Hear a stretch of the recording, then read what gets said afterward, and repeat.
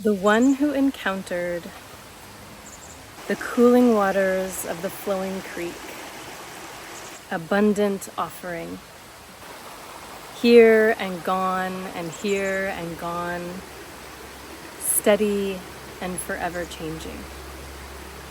My soothing friend,